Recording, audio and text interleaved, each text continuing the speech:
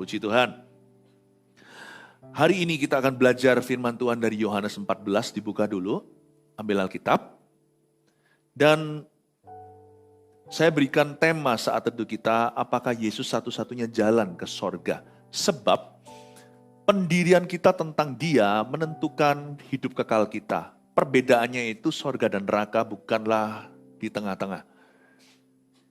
Kita semua itu setelah kita mati atau meninggal dunia, kita akan berakhir di suatu tempat. Bukan karena kata pendeta, tapi karena tertulis dalam firman Allah. Karena itu jangan sampai kita itu terkilir di kristologi. Ini bukan sekedar teologia, tapi ini pengenalan yang benar akan keselamatan jiwa.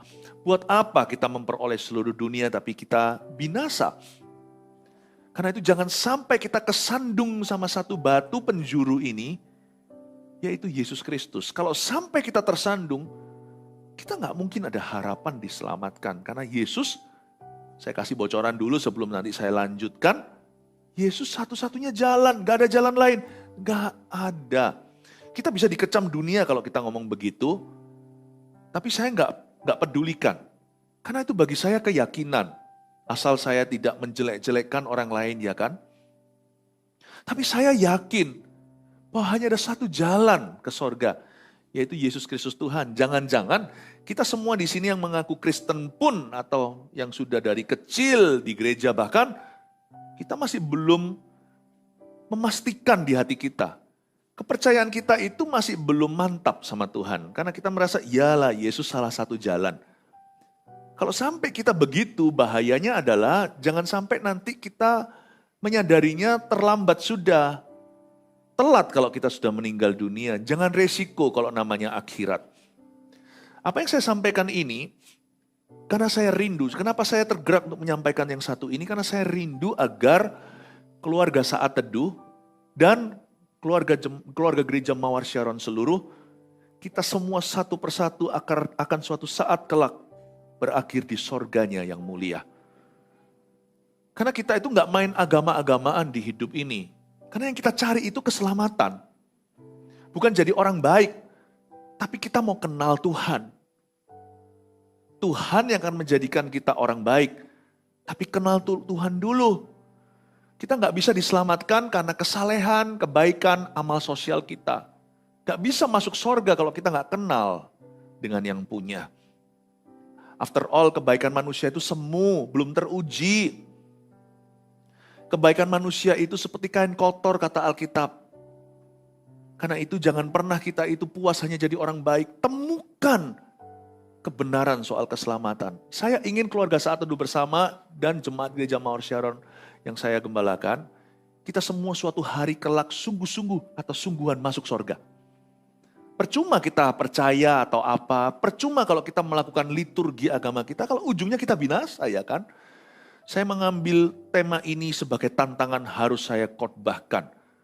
Karena saya punya tangan tidak mau berlumuran darah, hutang darah sama siapa-siapa. Saya harus beritahukan, Yesus satu-satunya jalan. Setuju atau tidak, saya tidak akan paksakan. Tapi inilah keyakinan saya dari firman. Mari kita buka Yohanes 14 ayat pertama sampai ayat 6. Saya bacakan dulu semuanya. Rumah Bapa judulnya di Alkitab kita. Janganlah gelisah hatimu, percayalah kepada Allah, percayalah juga kepadaku. Di rumah Bapakku banyak tempat tinggal. Jika tidak demikian, tentu aku mengatakannya kepadamu, kata Yesus. Sebab aku pergi ke situ untuk menyediakan tempat bagimu. Dan apabila aku telah pergi ke situ dan telah menyediakan tempat bagimu, aku akan datang kembali dan membawa kamu ke tempatku, supaya di tempat di mana aku berada, kamu pun berada. Dan kemana aku pergi, kamu tahu jalan ke situ. Kata Thomas kepadanya, Tuhan, kami tidak tahu kemana engkau pergi, jadi bagaimana kami tahu jalan ke situ? Kata Yesus kepadanya, kalau boleh kita baca bersama kalimat Tuhan ini, penting sekali. Kata Yesus kepadanya, 1, 2, 3, akulah jalan dan kebenaran dan hidup. Tidak ada seorang pun yang datang kepada Bapa kalau tidak melalui aku. Katakan amin. Apakah Yesus satu-satunya jalan ke sorga? Kita mulai dulu ayat 1, saya akan jelaskan dengan pelan-pelan. Janganlah gelisah hatimu. Ini kata-kata Yesus kepada murid-muridnya. Kamu jangan gelisah ya, jangan galau hatinya. Percayalah kepada Allah, seluruh bumi tahu bahwa di atas ada yang maha kuasa. Tapi nggak semua orang tahu jalan ke sana. Kebanyakan manusia itu mengira bahwa Allah itu terputus dengan ciptaannya.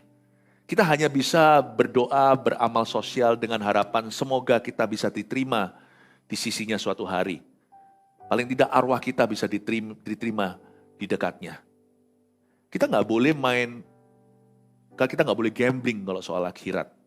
Nggak mungkin Allah menciptakan lalu Allah itu tutup pintu. Kalau Tuhan kita, Tuhan yang maha adil itu menciptakan sesuatu, Tuhan juga akan memberitahukan bagaimana jalan kepadanya. Tidak mungkin Tuhan itu setelah cipta cuci tangan atau lepas tangan. Tuhan kita nggak pernah hit and run, tabrak dan lari. Karena itu Tuhan berkata, jangan gelisah hatimu, your God is responsible for you. Allahmu itu bertanggung jawab. Percayalah kepada Allah, lalu ditambahkan, percayalah juga kepadaku. Karena gak seorang pun pernah kenal Bapa, gak ada satu orang pun pernah lihat Allah, kecuali Dia yang datang dari sorga. Yesus itu datang dari sorga. Meskipun lahir di palungan, Yesus tidak lahir dari sperma, tapi dari kandungan Bunda Maria yang tidak pernah bersetubuh dengan pria.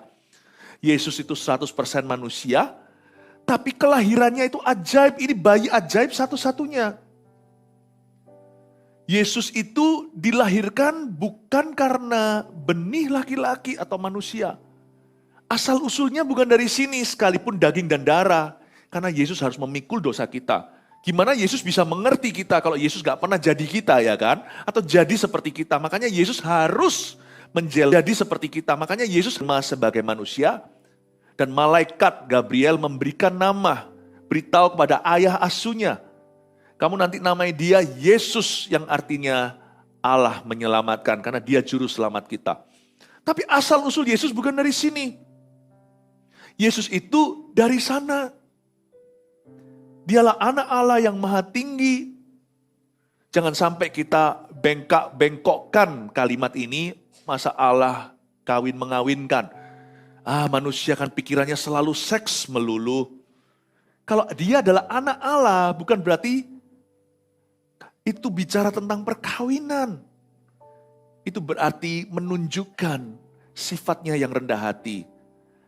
Allah kita itu tidak ciptakan lalu cuci tangan, tabrak lari, hit and run. Dia itu mengerti. Hari ini kita itu dikhianati sama kawan, dia memahami kalau kita itu ditinggal mati oleh seseorang, Tuhan tahu perasaan berkabung. Tuhan mengerti di Getsemani ditinggalkan oleh Allah Bapa. Karena dosa kita, Eloi Eloi lama sabachthani. Jangan gelisah, engkau punya seorang Allah yang maha pengertian, bukan Allah yang jauh seperti yang dipercayai, seperti yang ada di dalam pikiran manusia. No, Allahmu lebih dekat daripada yang kamu kira. Jangan hanya percaya kepada Allah, percayalah juga kepadaku. Akulah jalan kepada Bapa. Luar biasa loh. Makanya orang yang terima Yesus itu tidak akan lagi hidup sendiri. Orang yang menerima Tuhan, ada Immanuel penyertaan. Percayalah kepada Allah. Siapa enggak, semua orang tahu di atas ada yang maha kuasa. Tapi yang kalimat kedua ini enggak semua orang percaya. Percayalah kepadaku, kata Yesus Kristus. Karena di dalam Tuhan ada damai sejahtera. Kamu enggak usah gelisah. Worst come to worst, skenario terburuk, kalau kamu mati dan sudah percaya Tuhan, kamu masuk surga. Karena itu jangan galau hatimu, jangan gelisah. Di dunia ini kamu boleh mengalami 1001 pencobaan, bahkan penderitaan. Jangan kamu kecewa sama Tuhan. Maksimalkan penderitaan manusia, ujung-ujungnya kan hanya mati. Tapi kalau hidup adalah Kristus, mati pun adalah keuntungan. Mati itu hanya sebuah pintu untuk masuk ke dalam kekekalan. Karena orang yang diselamatkan punya hidup kekal, orang yang terima Tuhan. Tuhan bilang, kamu jangan gelisah. Kalau kamu percaya kepada Allah, dan kalau kamu percaya kepada aku, hidup ini sementara, next harus ada sorga. Jangan kamu tuntut keadilan, apalagi dari orang yang tidak percaya Tuhan. Jangan tuntut keadilan dari orang fasik. Mana keadilan? Keadilan itu di dunia ini pas-pasan. Iya, itu pun jikalau diusahakan. Di dunia ini gak ada keadilan sempurna, itu gak ada. Tapi semua nanti akan diseret ke tahta pengadilan Allah suatu saat nanti. Semua buku dan kitab dibuka. Semua yang kita pernah lakukan akan dibacakan. I know what you did last summer. Aku tahu apa yang kamu lakukan minggu lalu. Itu semua akan dibukakan. Tapi puji Tuhan, orang yang terima Tuhan sudah tidak lagi mengalami penghukuman. Roma 8 berkata, karena itu di dalam Tuhan, di dalam Kristus, tidak ada lagi penghakiman. Kita gak akan lagi dihakimi layaknya penghakiman tata putih nanti. Kita tidak akan diadili sebagai orang berdosa. Karena Yesus sudah menebus kita. Pengadilan orang percaya suatu hari itu hanyalah berupa upah. Bukan lagi kamu masuk neraka atau diselamatkan masuk surga. Karena ketika kita percaya Tuhan, kita sudah diselamatkan. Suatu hari nanti kita menghadap Tuhan itu hanya mendapatkan mahkota kita. Sesuai dengan apa yang kita lakukan di bumi, di hidup yang sementara. Puji Tuhan loh, saya gak takut mati, mau tahu kenapa? Karena saya tahu kalau saya merem di sebelah sini, yang sambut saya adalah Yesus. Jiwaku udah gak terhilang lagi. Karena itu, orang yang punya Yesus tidak takut mati. Mungkin kita takut prosesnya mati ya kan? Kalau misalkan kita jatuh dari tempat tinggi, ya gak diimani. Kalau ada kecelakaan pesawat, siapa gak takut sih? Mungkin proses matinya semua orang bisa gentar. Tapi kematian itu sendiri gak mematikan. Maut sendiri sudah dikalahkan. Kematian itu gak menakutkan. Sebab saya tahu loh, kalau saya end game over di sini, Tuhan akan menerima saya di sorganya. Pertanyaan anak sekolah minggu, kalau mati masuk mana? Coba tanya pada dirimu sendiri. Sudah yakin gak mati masuk sorga? Ayat 2, di rumah Bapakku banyak tempat tinggal, kata Yesus. Jika tidak demikian, tentu aku mengatakannya kepada kamu. Sebab aku pergi ke situ untuk menyediakan tempat bagimu. Ayat 2 ini kita bisa pelajari bahwa sorga itu ternyata nyata ya. Coba lihat kata di rumah Bapakku. Ada kata rumah, bilang rumah. Aduh, lalu ada kata banyak tempat tinggal. Coba katakan tempat tinggal. Jika tidak demikian, tentu aku mengatakan kepadamu, sebab aku pergi ke situ untuk menyediakan tempat bagimu. Katakan tempat. Ada 3 kata yang kita tadi sebutkan, yaitu rumah Bapa, tempat tinggal, tempat bagimu. Berarti apa yang kita bisa tarik kesimpulan dari ayat 2? Sorga itu nyata. Dan sorga ternyata sesungguhnya bukan berada di telapak kaki ibu, itu hanya kiasan saja. Ternyata sorga itu rumah, sorga itu tempat tinggal, dan sorga itu tempat bagi orang yang percaya dan menerima Tuhan. Udah jelas? So heaven is real. Kita gak usah percaya sorga itu nyata karena ada orang pernah mendapat penglihatan. Kita percaya sorga itu nyata karena Yesus mengatakannya. Ini adalah kata-kata Tuhan Yesus yang dicatat di dalam Injil. Ayat 3, dan apabila aku telah pergi ke situ dan telah menyediakan tempat bagimu, aku akan datang kembali dan membawa kamu ke tempatku, supaya di tempat di mana aku berada, kamu pun berada. Apa sih kesimpulan ayat ketiga? Gini loh ya, kata Tuhan pada muridnya. Apabila aku sudah pergi ke sana, ini Yesus belum mati, jadi mereka masih bengong, gak tahu maksudnya apa. Maksudnya apa Tuhan mau ke sana? Mereka gak menyimak kalau Tuhan berkata sebentar lagi, aku akan menderita dan disalibkan. Tapi Tuhan di sini memprediksikan kebangkitannya. Kenaikannya ke sorga, di Indonesia namanya kenaikan Isa Al-Masih. Dan apabila aku telah pergi ke situ, dan telah menyediakan tempat bagimu, sorga itu nyata ya kan? Aku akan datang kembali, dan membawa kamu ke tempatku. Beneran kita semua itu akan pergi ke sana suatu hari. Tapi yang pasti bukan melalui jalur bunuh diri. Gak mungkin kita itu mengakhiri hidup kita. Nanti Tuhan bisa berkata, loh aku gak panggil nomormu kok kamu tiba-tiba muncul di hadiratku, itu gimana? Tuhan bisa tanya, siapa yang suruh kamu ke sini? Waktumu belum tiba. Iya kalau untung-untungan Tuhan bangkitkan atau gagal percobaannya. Jangan bunuh diri. Bunuh diri itu setan. Tapi kita semua itu harus berbuah. Bukan bunuh diri tapi berbuah di hidup ini. Kembangkan talenta, layani Tuhan. Di hidup yang sementara, dunia yang semakin parah, kita tetap berbuah. Karena kita gak melekat pada dunia, kita ini carang yang melekat pada pokok anggurnya yaitu Yesus Kristus. Kita pasti akan berbuah lebat. Kalau waktu kita sudah tiba suatu hari, entah caranya gimana kita mati, semua kita akan dipanggil Tuhan kalau Tuhan belum datang kembali. Tuhan bisa datang kembali hari ini, besok kita nggak tahu, nggak ada orang bisa prediksi waktu. Tapi kalau sudah giliran kita, we must be ready, saya harus siap. Kalau suatu hari kita dipanggil, lebih tua atau lebih muda daripada yang diduga, kita semua harus ready.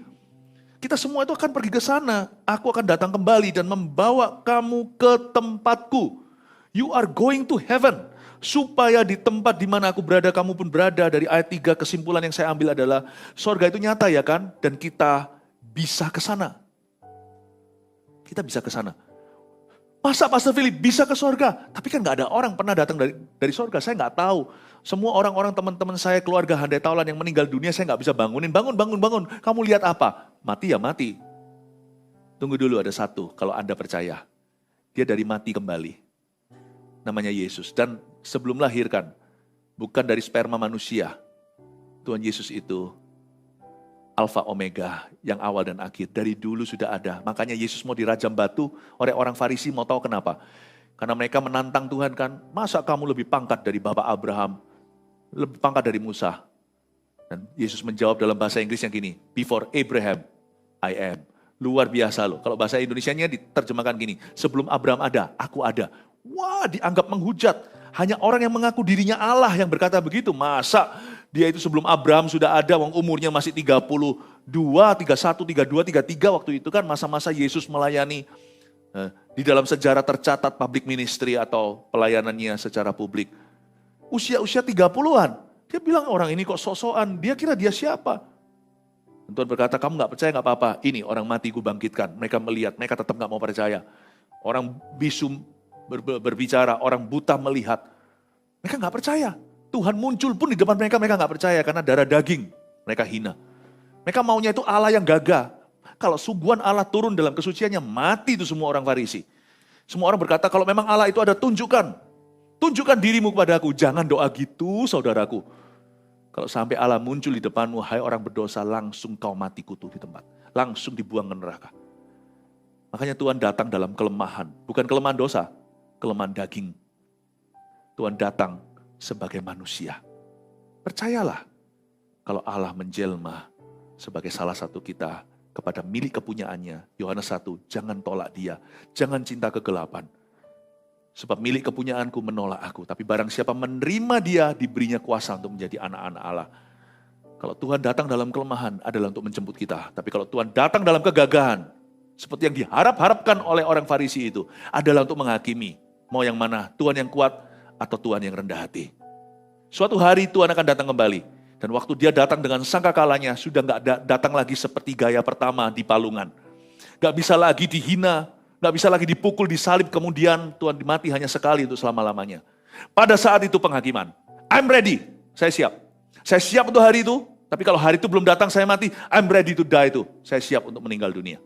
Tapi saya jangan dulu meninggal dunia, karena masih dibutuhkan oleh Gereja Mawar Sharon dan keluarga Saat Teduh. Anda juga jangan dulu, keluargamu membutuhkan, keluarga kita semua membutuhkan kita. Panjang umur ya. Amin. Dan ayat yang keempat, dan kemana aku pergi kamu tahu jalan ke situ. Kata Thomas kepadanya, Tuhan kami tidak tahu kemana engkau pergi. Jadi bagaimana kami tahu jalan ke situ? Ayat 4 dan 5 kita pelajari bahwa ternyata kita sebagai manusia tidak tahu jalan ke sana. Makanya Thomas itu mewakili kita. Thomas si ragu-ragu. Tuhan kami nggak tahu jalan ke situ. Bagaimana kami tahu jalan ke sana? Makanya itu ada Yesus. Ayat 6. Inilah perbedaan kekristenan. Jikalau yang lainnya kita yang harus menjemput Tuhan dengan berbagai macam persembahan. Dengan berbagai macam perbuatan-perbuatan baik. Hanya satu saja, yaitu dalam Christianity. Dalam Injil. Keselamatan dunia itu ceritanya begini. Allah yang menjemput kita. Luar biasa ya. Kata Yesus kepadanya, akulah jalan dan kebenaran dan hidup. Tidak ada seorang pun yang datang kepada Bapa kalau tidak melalui aku. Saya kasih bocorannya dulu. Ayat 6 ini langsung tutup buku. Yes. Ya, Yesuslah satu-satunya jalan kepada Bapa. Yesus satu-satunya jalan ke sorga. Dan Yesus adalah Tuhan. Saya kasih 3 poin. supaya kita hari ini mantap betul keselamatan kita. Tujuannya dua, supaya orang yang sudah kenal Tuhan semakin yakin, tolong sudah dimeteraikan. Gak usah halaman keselamatan dibolak-balik lagi. Saya sudah tutup buku. Kalau soal Yesus tidak ada negosiasi. Saya sudah percaya tidak bisa tawar-menawar lagi. Supaya tidak ada satupun anak-anak Tuhan yang kelihatan Kristen di luar, tapi dalamnya belum diselamatkan. Masih ragu-ragu sama Tuhan. Masih kesandung Yesus Kristus. Tapi alasan kedua kenapa hari ini saya berikan 3 poin ini adalah supaya yang belum kenal Yesus menerima Tuhan hari ini. Yang pertama, apakah Yesus satu-satunya jalan ke surga? Saya kasih statement kalimat ini dulu. Jikalau tidak, Yesus bukan satu-satunya jalan ke surga, berarti Yesus mati sia-sia. Saya kasih satu ilustrasi begini untuk kita berpikir. Ini penting sekali karena ini keselamatan. Khotbah-khotbah yang lain di saat teduh bersama atau di gereja Mawar Sharon nanti itu semua tambahannya. Tapi ini fondasi, dari waktu ke waktu saya harus ingatkan. Buat apa Anda tahu bagaimana caranya diberkati, gimana caranya jadi bahagia kalau ujungnya masuk neraka. Makanya dengarkan firman ini penting sekali. Sekali-kali saya harus bicara tentang kristologi. Jikalau tidak berarti Yesus mati sia-sia. Coba saya kasih ilustrasi begini. Misalkan kalau ada satu orang itu nggak punya harapan. Satu-satunya jalan untuk menyelamatkan orang itu yaitu dengan menyerahkan anak kita sendiri. Kalau orang itu sudah berada di barisan hukuman mati. Satu-satunya jalan untuk menjemput dia keluar dari penjara adalah kalau saya kasihkan anak tunggal saya. Sudah saya bolak-balik cari cara-cara lain. Apakah ada jalan tikusnya? Adakah jalur alternatifnya untuk menyelamatkan si tahanan atau tersangka atau penjahat itu? Satu-satunya yang bisa melepaskan dia adalah kalau saya serahkan putra saya yang tunggal untuk selamatkan dia. Lalu setelah saya serahkan, anak saya mati demi orang itu, lalu baru saya tahu ada jalan lain, konyol kan? Pak, sebenarnya nggak usah loh, sebenarnya orang itu di barisan hukuman mati, iya. Bapak nggak usah serahkan anaknya, mati ganti dia. Sebenarnya hakim yang lalim itu disuap bisa kok. Sebenarnya ada jalan lain lah untuk bisa hapus dosanya, untuk bisa bersihkan rekornya. Lu ngomong lebih awal dong bro, mungkin kita bisa bilang gitu. Anakku udah terlanjur mati. Barang siapa berkata, Yesus bukan satu-satunya jalan, berarti mengaku bahwa Allah kecolongan. Berarti kita mengakui tanpa tidak secara langsung bahwa kita menuduh yang maha kuasa itu, bodoh dan membodohi putranya yang tunggal. Kalau misalnya jantungnya bermasalah harus di-bypass. Saya dengar sih ya, beberapa teman dokter, itu adalah prosedur besar. Jangan langsung diam-diam bypass, itu jadi jalan terakhir. Karena jantungnya dikeluarkan. Contohnya kalau orang dalam keadaan darurat, itu sampai paru-parunya itu dipatahkan supaya tangan dokter masuk secara manual pompa jantungnya. Ternyata jantung itu bisa diselamatkan tanpa harus dipompa, mematahkan paru-parunya. Dikasih obat antibiotik aja, udah pergi kok masalahnya. Betapa mubazir sia-sianya semua prosedur yang luar biasa itu dan membahayakan dan merusak bagian tubuh yang lain semua. Yesus itu tangannya udah dibolongin, lambungnya udah ditikam. Selama-lamanya waktu dia kebangkitan, dia menunjukkan dirinya pada Thomas misalnya. Thomas mencucukkan jarinya ke lubang-lubang itu. Kekal selama-lamanya. Yesus adopsi tubuh yang ada cacatnya supaya kita yang cacat nanti masuk surga. Kita semua tubuhnya sempurna, yaitu tubuh kemuliaan. Lalu kita berani berkata, Yesus bukan satu-satunya jalan. Nggak harus di-bypass sih, mestinya bayangin dokter itu bisa dituntut sama pasiennya. Dokternya garuk-garuk kepala, sorry ya, kilaf. Ternyata nggak usah di-bypass sih. Kasih ring dulu, atau cuma minum obat olahraga lah lifestyle. Ya ampun, kalau lifestyle ngapain Yesus mati? Kalau secara lifestyle kita bisa diselamatkan. Mati sia-sia dong. Mati sia-sia. Yesus mengalami kematian ngeri. Karena ada hukuman yang sengeri itu bagi orang-orang berdosa. Dan satu-satunya jalan adalah menggantung anak Allah di atas sana. barulah murka itu dipuaskan, justice serve, keadilan itu ditegakkan. Jangan pernah kita sebagai orang Kristen, tapi kita pelin-pelan keyakinan. Saya nggak ajarkan untuk kita paksakan kepercayaan, enggak. Tapi kita sendiri nggak boleh ragu. Kita nggak boleh. Karena itu saya berkata, terima kasih, aku tahu itu jalan satu-satunya. Akulah jalan, satu-satunya jalan, dan kebenaran dan hidup. Tidak ada seorang pun yang dapat datang kepada Bapa kalau tidak melalui aku. Berarti nomor 2, tuliskan. Karena iya, sekarang kita tahu jawabannya kan dengan penjelasan saya. Karena iya, berarti setiap orang perlu menerima Tuhan. Yohanes 1:12 nggak usah dibuka. Karena itu barang siapa yang menerima dia diberinya kuasa untuk menjadi anak-anak Allah. 1 Yohanes 5 juga berkata seperti ini, dan ini tandanya orang yang percaya kepada anak Allah itu, yaitu ada kehidupan kekal di dalam anak Allah itu, ada kesaksian dalam hatinya bahwa dia memperoleh hidup yang kekal. Saya enggak, ya keyakinan saya kalau saya suatu hari masuk surga karena Yesus ini, karena Yesus di dalam hatiku. Bukan saya pelajari dari university atau dari kuliah.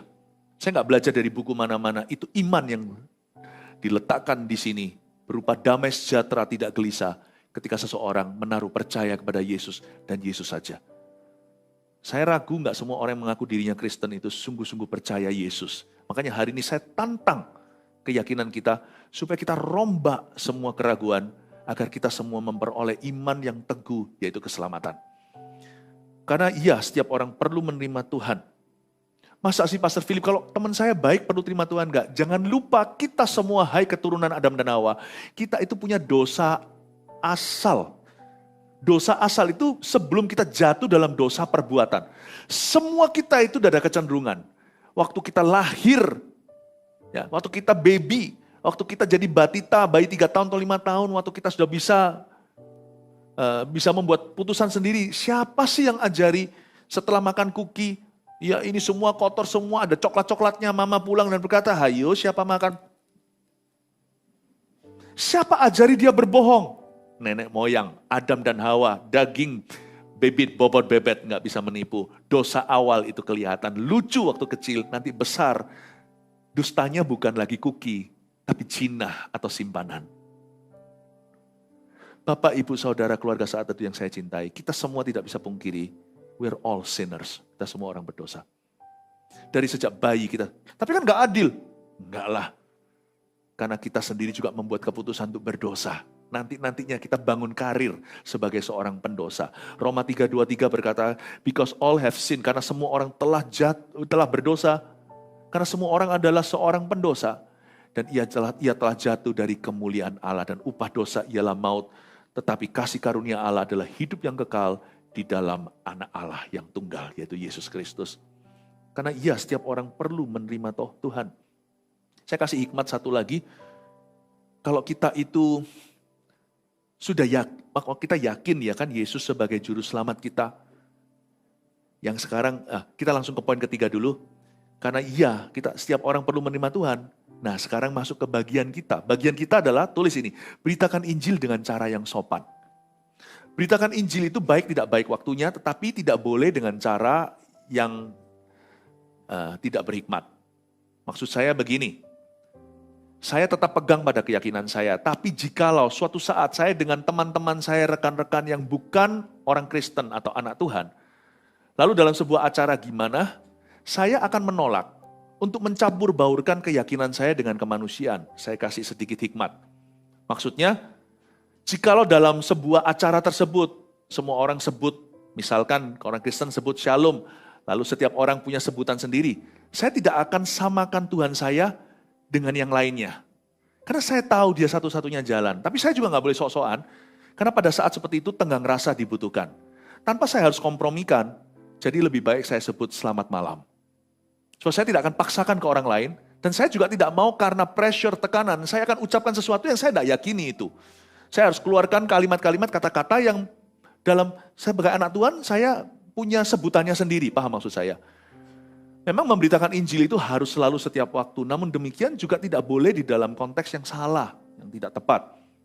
Misalnya kalau saya sama-sama melakukan suatu tindakan kemanusiaan dengan orang-orang yang Tidak semuanya anak-anak Tuhan dengan orang-orang dari kepercayaan berbeda-beda. Mas, saya akan hargai. Kemanusiaan saya lakukan sebagai manusia, sebagai good citizen. Saya tidak perlu pastikan semuanya, ayo kita semua doa menurut kepercayaan masing-masing. Itu juga nggak perlu. Karena kita tahu, namanya peperangan rohani. Karena kita tahu, doa itu apa seperti yang diajarkan firman Allah. Saya akan hargai, saya tidak akan mengganggu.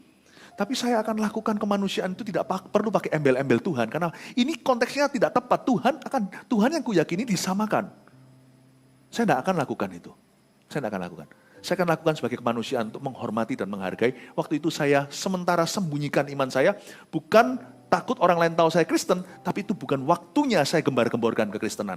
Karena saatnya saya harus jadi manusia yang baik kepada orang lain. Paham maksud saya? Semoga Anda bisa dapat hikmat seperti ini. Karena banyak orang Kristen di dalam masyarakat tidak bisa menempatkan diri. Lebih tepatnya tidak bisa menempatkan Tuhan yang dia cintai itu. Karena bagi saya ini bukan roh agamawi. Kekristenan itu bukan agama semata. Kekristenan itu keselamatan dan kehidupan kekal. Bagian kita beritakan Injil dengan cara yang sopan. Jangan lupa ya, Injil disebut Injil damai sejahtera. Berarti kita harus membuat orang lain damai. Lakukan dengan cara yang positif. Jadilah berkat dulu dan solusi buat orang lain. Kita tidak perlu paksakan kehendak. Beritakan Injil dengan sopan. The gospel of peace. Injil disebut Injil damai sejahtera. Berarti kita harus jadi berkat dulu. Bersaksi itu bukan pertama-tama mulut. Tapi bersaksi itu pertama-tama kehidupan. Lalu mulut juga. Karena itu jangan pernah memberitakan cheap gospel atau Injil yang murahan. Ayo kamu ikut Tuhan supaya kamu gini. Nanti ya saya doakan kalau kamu sembuh kamu jadi Kristen ya. Jangan begitu. Tuhan pun tidak pernah begitu. Tuhan sembuhkan 9 kusta tidak kembali. Tuhan tetap sembuhkan. Jangan campur baurkan. Injil yang kita beritakan itu expensive. Jangan beritakan cheap gospel atau Injil murahan. Jangan. Ya. Dan yang satu lagi yang tadi beritakan Injil dengan cara yang sopan, saya kasih satu hikmat ekstra. Namun demikian pada waktu diharuskan kita harus buka mulut dan cerita tentang keyakinan kita. Jangan pelin-pelan Roma 1:16.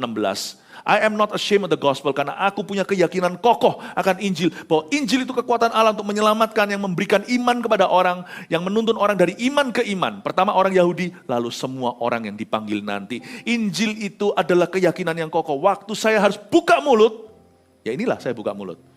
Yesus itulah satu-satunya jalan. Saya tidak akan pelin-pelan. Don't be ashamed, jangan terintimidasi. Tetap kita dengan sopan berkata, I believe Jesus is the only way. Yesus adalah satu-satunya jalan. Dan statement kalimat itu harus Anda pertahankan karena itu keselamatan. Kalau kita bisa menghidupinya puji Tuhan, bahkan di beberapa tempat, kalau orang harus mati karena pernyataan iman itu, janganlah kompromi. Karena jangan takut dengan orang yang bisa membunuh tubuh. Takutlah kepada Dia yang bisa membuang baik tubuh maupun roh kita ke dalam neraka. Yesus itulah satu-satunya jalan. 3 poin ini, apakah Yesus satu-satunya jalan ke surga? Jikalau tidak berarti Yesus mati sia-sia. Sekarang Anda sudah mengerti. 2, karena setiap orang perlu menerima Tuhan. Sudahkah Anda menerima Tuhan Yesus? 3, bagian kita adalah beritakan Injil dengan cara yang sopan. Haleluya.